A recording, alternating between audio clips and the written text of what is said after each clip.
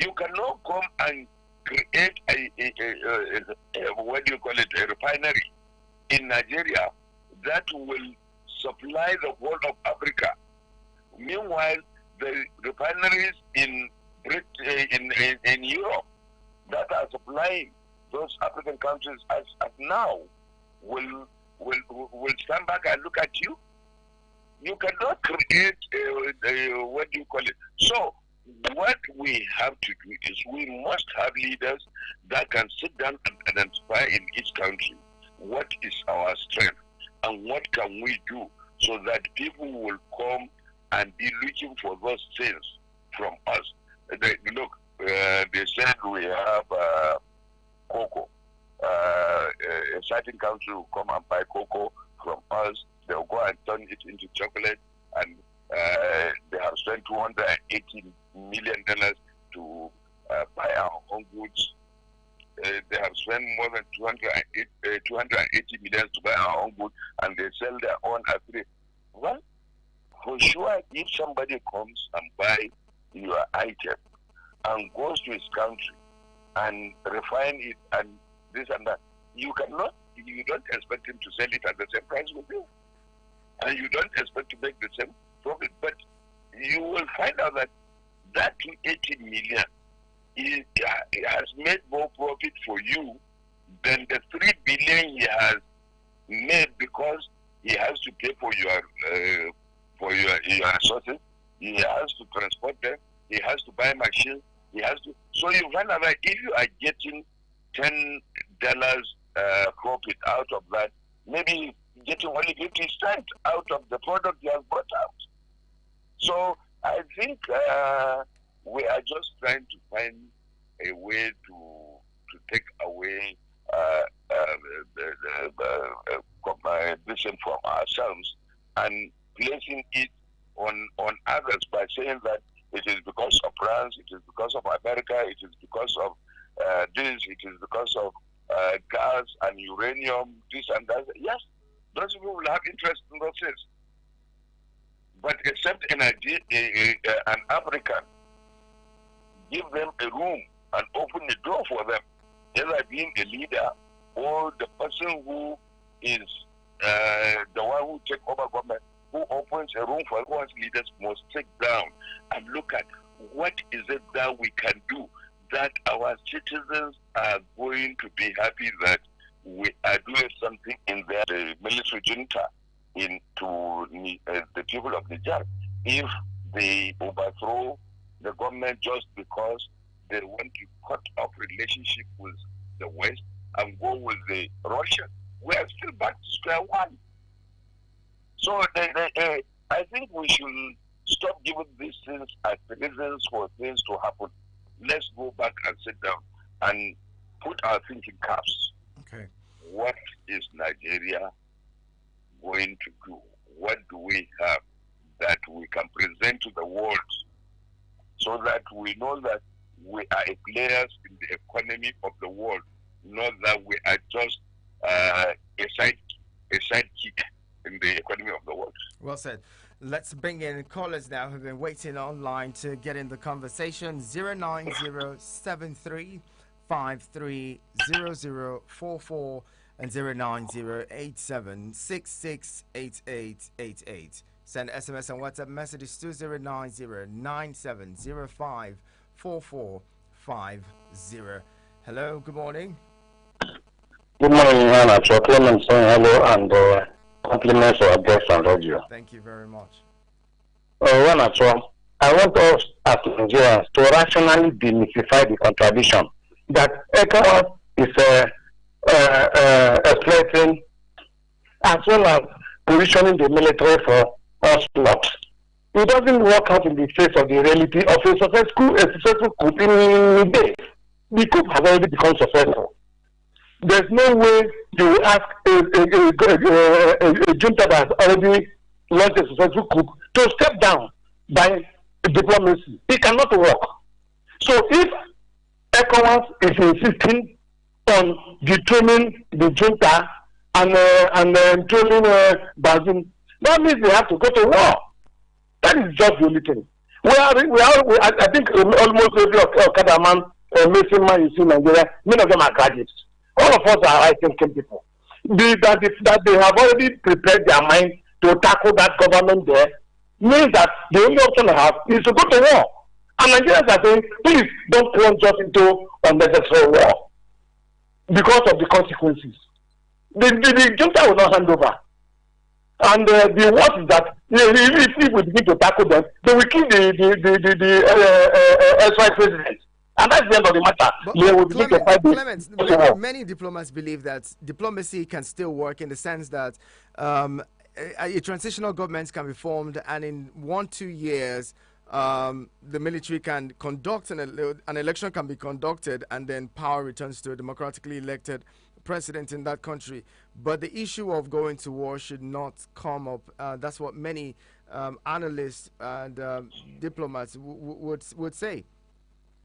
Yes, it is logical to say, yes, let us go and help them to conduct election so that we return a democracy. But is that the mindset of Ecowas?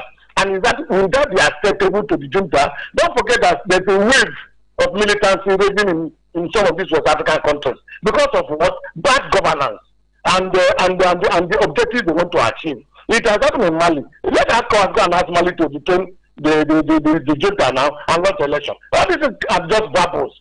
They hardly can work. Let us say reality. I'm a student of international law. I've read international relations. It hardly will work in the Guinea and Burkina Faso. They are sharing identical philosophy of governance. That I tell you, it will not work. So the best option is just let us grapple with the reality that all African countries should face good governance. Good governance. The poverty of Africa in the realities. All right. Thank you, sir. Thank you very much. Thank you very much, Clement Zion. Like Clement, who do not believe that even diplomacy can work at this time, and that many of these countries believe that maybe the military may be even better for them.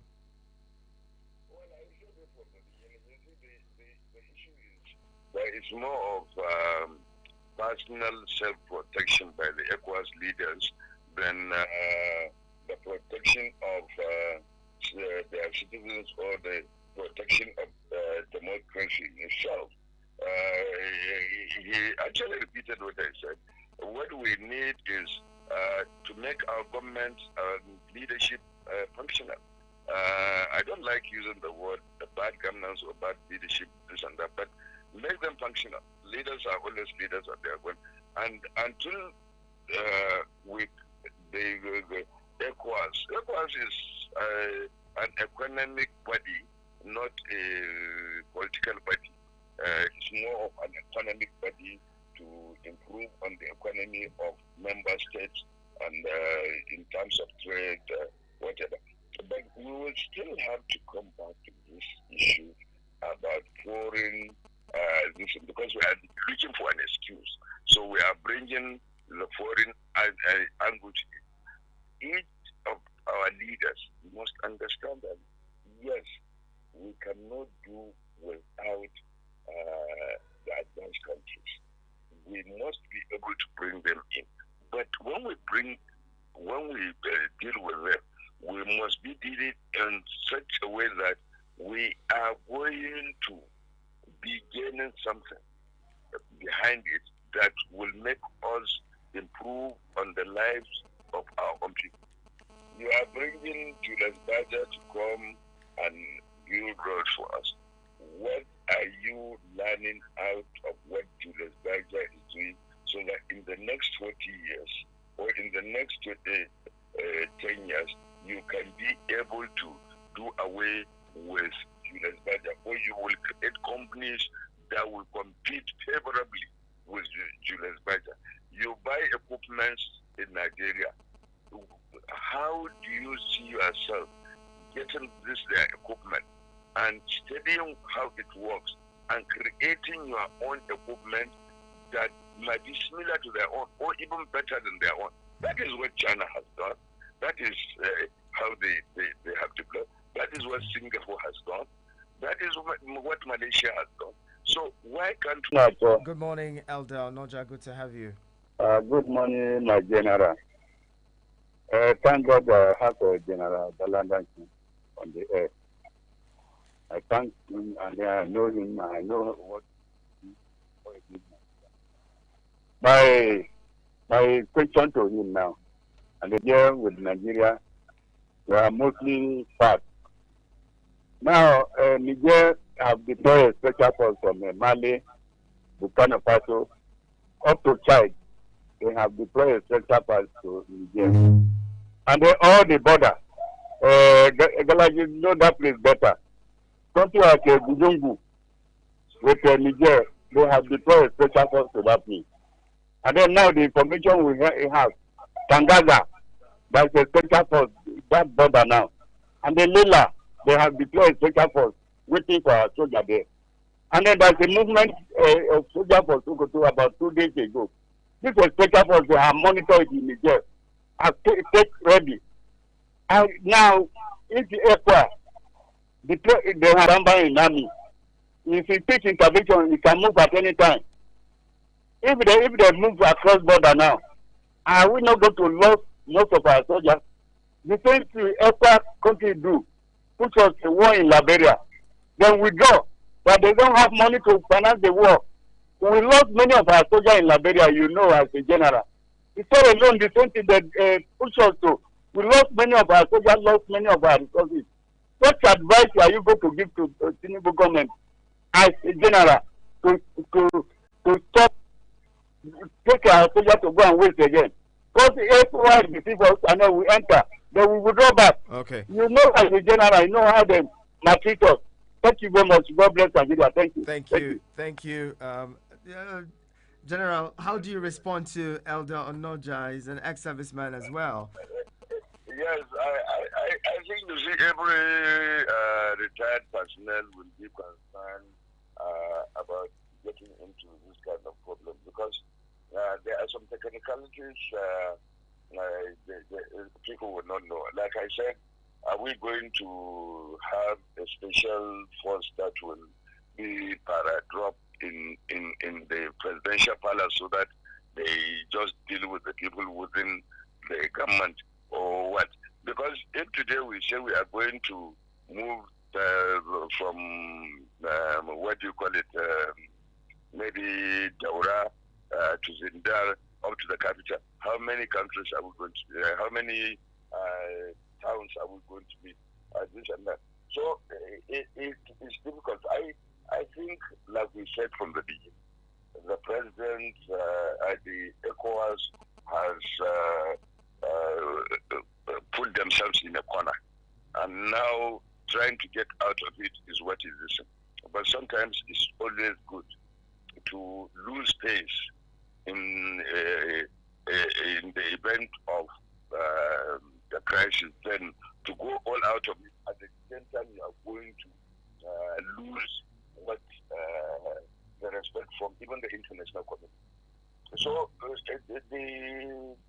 the president has a national security advisor. He has other advisors. Then he has the leadership of the armed force. But definitely they are just to take instruction. But they also have the responsibility to advise the government on what they think is possible and what is not possible. Maybe they will say it's reality. If you say, we cannot do this, if we do this, this is what we're going to do. But it is better for you to be removed from that office and save your name, your family name, and even be in tandem with what God will be happy about, than to go to say, I want to be loyal and move these people in, and whatever happens, at the end of the day, you will go still and lose, and the government will still blame you. So I expect that there will be a lot of interactions between the military and this thing. Let them tell them what is going to be possible and what is not going to be possible. Right. But I don't think it is the best option we can take.